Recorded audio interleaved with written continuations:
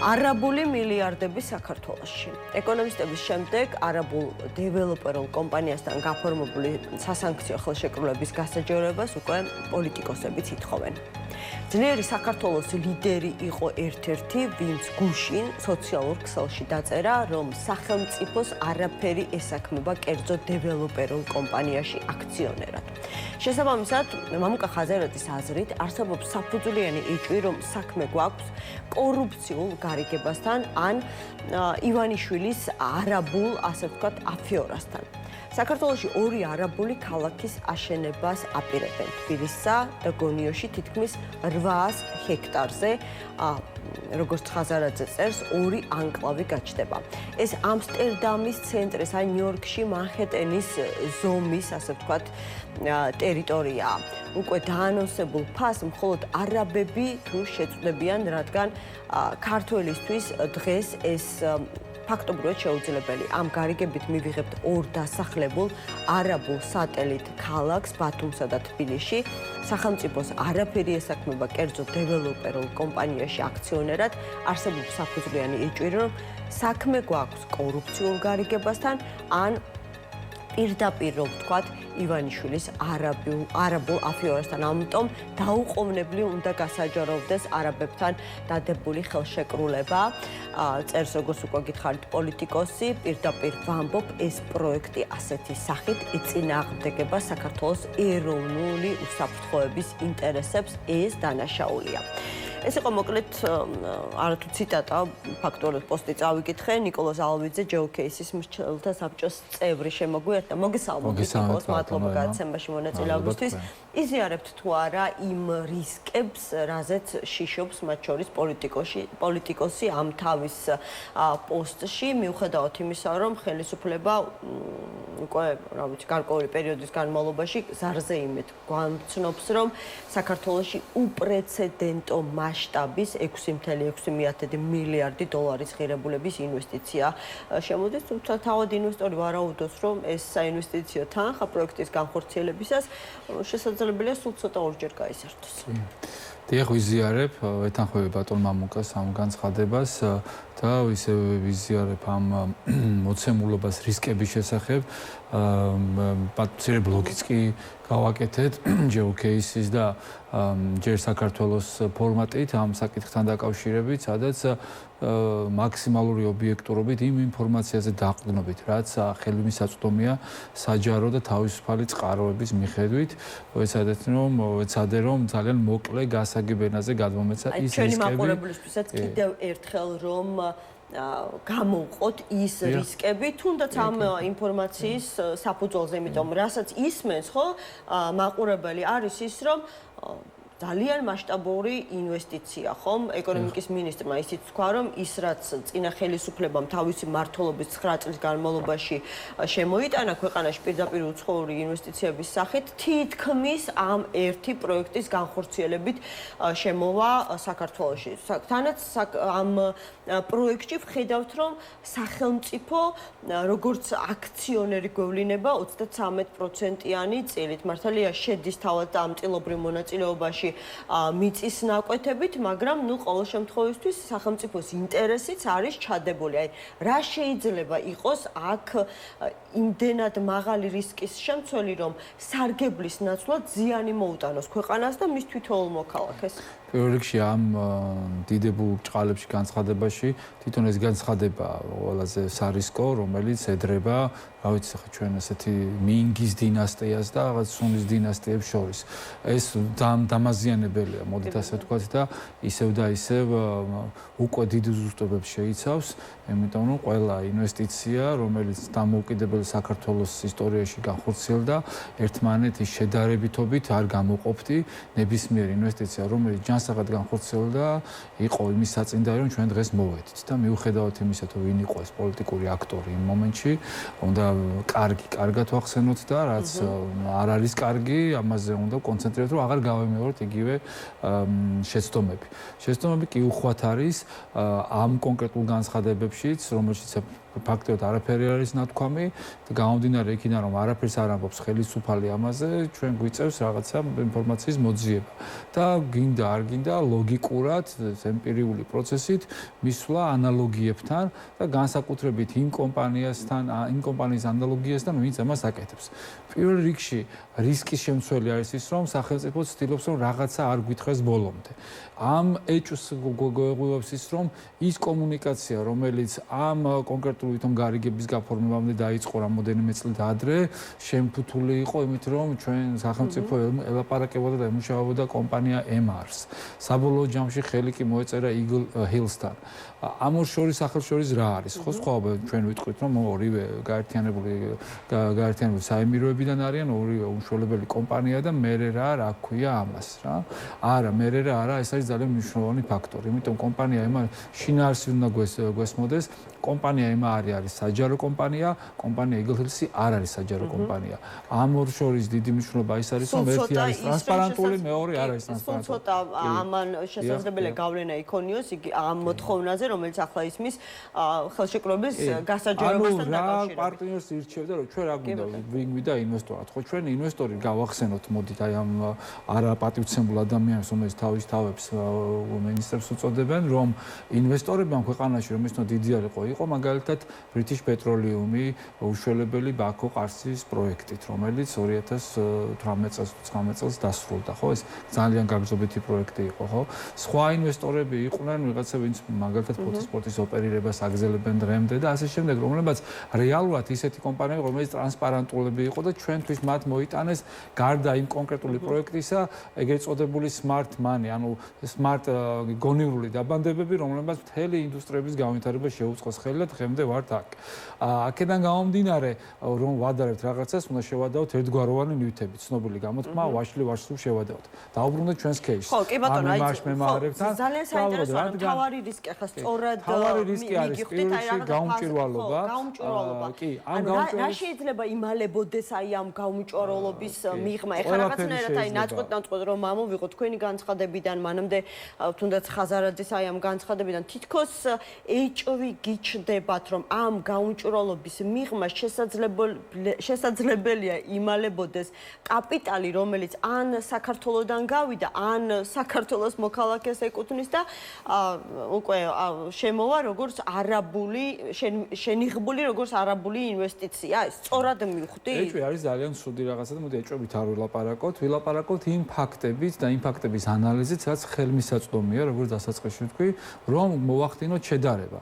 და ცოტა ლირიული გადახოვარი გავაკეთოთ, ყველა მიცით, ხო? ეს ბრიტანეთში რაღაც ტრადიციების ქვეყანაა ზოგადად ყველაზე კარგად და ესეთი ცნობილი Savile Row-ა, ესეთი ცნობილი ქუჩა, სადაც იკერება დედამიწაზე ყველაზე ძვირადღირებული, ყველაზე მაგად მორგებული მამაკაცის და უკვე ქალის კოსტუმი, ანუ მთელი აღჭურვილობა.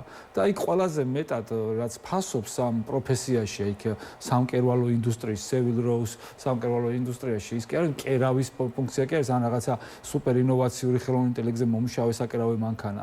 არამედ ყველაზე მთავარი აქტივი აი ამ ქუჩის და ამ ტრადიციის არის თარგის გამკეთებელი, ანუ მეთარგე, ანუ კათერი.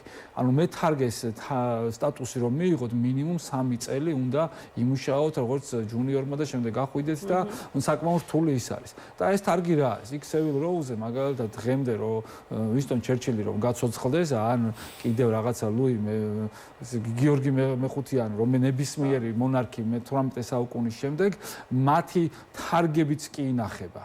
მათი უშუალო სხეულზე მორგებული. ანუ ისე თქმა მინდა, ჩვენ ყველა ქმედებები, კორპორაციების, სახელმწიფოების, ინსტიტუტების თუ რაღაცა ჯდება რაღაც კონკრეტულ თარგის ქვეშ.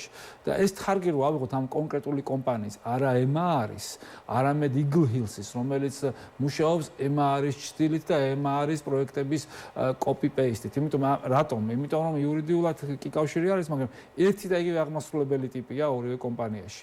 აი ამ ერთი და იგივე აღმასრულების ქვეშ Eagle Hills-ის გაკეთებული საქმეების თუ ვიმიჯერებთ როგორც თარგი, ყველა 2015 წლიდან თუ 16 წლიდან მოყოლებული დღემდე ყველა ეს პროექტი იყო რამოდენიმე მილიარდად შეფასებული, რა თქმა უნდა, საქართველოს გამონაკლისი არის. ყველა ეს კომპანიას განხორციელებული ინვესტიცია იყო ისეთი საეჭვო გარიგებებთან დაკავშირებული, როგორიცაც ჩვენ გვაქვს საქართველოს, დაბალი ტრანსპარენტულობა, განვითარებადი ან დაბალგანვითარებული ეკონომიკები, ესეთი ბაზრები, სადაც იაფასიანი მიწის შეძენა ხდებოდა, აღება ხდებოდა, შემდეგ მისი ხელოვნურად გაბერვა ღირებულებით და პროექტები დღემდე დასრულებული არ არის.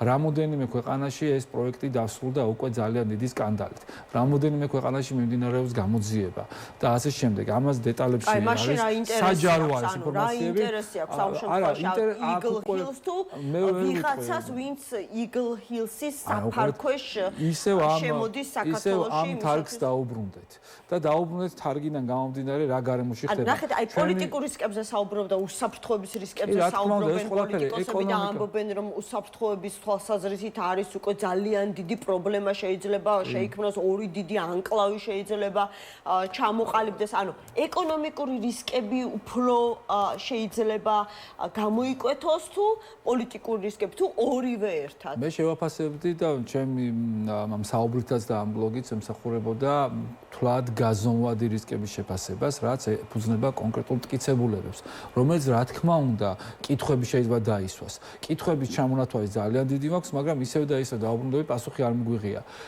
დავანებოთ თავი ემოციურ ხარეს, რომელიც ახლა თქვენაც ახსნის მოხარში, რა თქმა უნდა, ძალიან ლეგიტიმურია ეს ყველაფერი, მაგრამ ისევ პრაგმატიზმს დაუბრუნდები და ციფრებს. ჩვენი ქვეყნის ეკონომიკა ევროში არის დაახლოებით 26-27 მილიარდი ევროს, დოლარში დაახლოებით 30 მილიარდი ევროს არსილდება. იცით თუ რა გარემოში მუშაობ და როგორი თავზე ხელაღებული კორუფციის ქვეშაც არის ჩვენი ეკონომიკაც. ანუ ვიტყოდი ესეთი მეგა კორუფცია გვაქვს, ვიცით ხო, მეგა ინფლაცია და რაღაცა, ეს მეგა კორუფციაში ვარ ჩაფურულები და ამ კორუფციული ერთ-ერთი თარგით ჩვენ გვაქვს ერთი კარგად გამოკვეთილი სახელმწიფო საწარმოების кейსი, რომელიც არ არის ასევე საიდუმლო, ვიცით, გვესმის და ყველანაირ გამოძიებას თავი დავანებოთ და არაფერს, რა თქმა უნდა, უდანაშაულობის პრეზუმპციას ვცემთ პატივს. თვითონ სახელმწიფო მაღალი მოხელეები, ჩინოვნიკები, მინისტრები, მოადგილეები და ასე შემდეგ ისინი ამბობენ, რომ იმ ბრწყალებში რეფორმით რომელიც მათ გაატარეს ახლა სახელმწიფო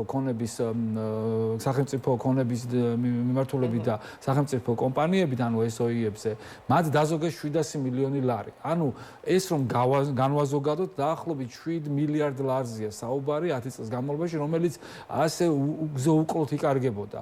და ისინი ამაზე ამბობენ, რომ ეს არის რეფორმის ნაწილი და კიდევ მეტი დაიზოგება.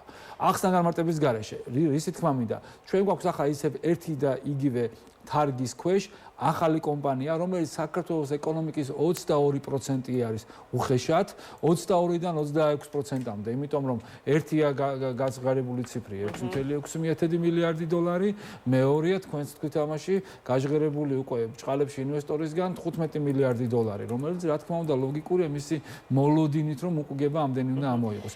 ორივე ციფრი, რა თქმა უნდა, დროში უნდა იქნას გაწერილი, მაგრამ ჩვენ რომ არ ვიცით ეს ინვესტიცია რა დროის განმავლობაში როგორ უნდა გადანაწილდეს ქვეყნის ეკონომიკაზე, ამ მოცემულობით, ამ ინფორმაციით, იმ რეალობით, რაშიც ჩვენ ვცხოვრობთ, ძალიან დიდი ფისკალური რისკის შემცველია ეს ყველაფერი, იმიტომ რომ ჩვენი ქვეყნის ბიუჯეტის მეხუთედზე მეტი მიდის ერთ პროექტში, თუ დავაკონკრეტო, ორ მიკრო ბრჭყალებში პროექტში, რომელიც თქვენ კარგად თქვით და ბატონმა ხაზარაძემაც, ბატონმა ამუკამაც კარგად აღნიშნა თავის ტექსტში, რომელიც თქვენ გაუკეთეთ ციტირება, იმიტომ ახლა მოვისმინე სამწუხაროდ ეს, რომ ორი ქალაქი კეთდება, ქვეყანა კეთდება ქალაქში, რაღაცა პატარა მიკრო ქვეყანა, რომელსაც რა თქმა უნდა ლეგიტიმურია ესეც კი, იმიტომ რომ ჩვენ თუ შევხედავთ თუნდაც იმ სახელმწიფო როგორ გახდა უკვე ბიზნესმენი და real estate developer-ი, მან თავისი მონაწილეობის კაპიტალიზაცია გააკეთა ამ პროექტში 33%, 6.6 მილიარდი დოლარიდან, ანუ